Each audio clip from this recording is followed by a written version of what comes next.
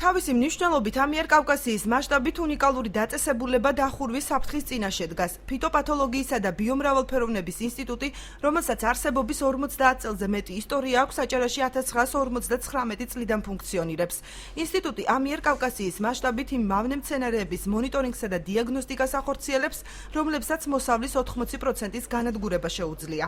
სპეციფიურობა მუშაობს ისეთ სტრატეგიულ მავნე ორგანიზმებზე, რომელიც იწვევენ მოსავლიანობის 70-80%-ით განადგურებას.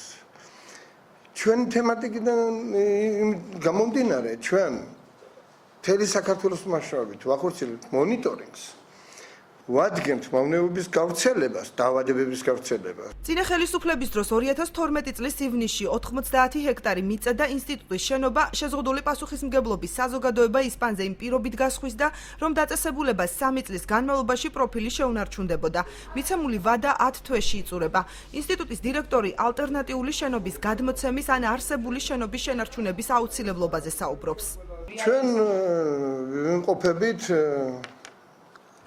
გამოსახლების პროცესში, როდის და სულ ცოტა 10 თვე გვაქვს დარჩენილი აქ ფუნქციონირების, რაც სამწუხაროა, რომ ეს ცოტა დრო გვაქვს დარჩენილი. 2010 წლიდან ფიტოპათოლოგიის ინსტიტუტის სამართალმემკვიდრე ბათუმის შოთა რუსთაველის სახელმწიფო უნივერსიტეტი იყო. ბესეუს რექტორი ობიექტის სტრატეგიულ მნიშვნელობაზე საუბრობს. ალიოშა ბაკურიძე იხსენებს, რომ შენობის გასხვისება სრულიად მოულოდნელად მოხდა. მისივე თქმით, დღის წესრიგში ინსტიტუტისათვის ყოფილი ვილარის ტერიტორიის გადაცემის საკითხი დგას. ეს ინსტიტუტი გაახლავთ არა მხოლოდ ჩვენი რეგიონისათვის, არამედ ჩვენი ქვეყნისათვის სტრატეგიული დანიშნულების ობიექტი. აქ საკმაოდ საჭირო ქვეყნის უსაფრთხოებისათვის აუცილებელი კვლევები ტარდება, მაგრამ სამწუხაროდ წინა ხელისუფლების პერიოდში მოხდა მისი გასხვისება. ყველასათვის მოულოდნელად ჩვენ პოსტფაქტუმ გავიგეთ, რომ ეს იყო უკვე გასხვისებული. მე ვერ გეტყვი, რომ დღეს ვინ არის მისი ოფიციალური მფლობელი, ეს ინფორმაცია მე არ გამაჩნია, თუმცა ეს უნივერსიტეტის საკუთრებაში ნამდვილად არ არის. პრობლემის შესახებ ინფორმირებულია აჭარის მთავრობის თავმჯდომარე და ფინანსთა და ეკონომიკის მინისტრი. არჩილ ხაბაძის თქმით, მიმდინარეობს მუშაობა კომპანიისთვის ალტერნატიული ქონების შეთავაზების საკითხზე.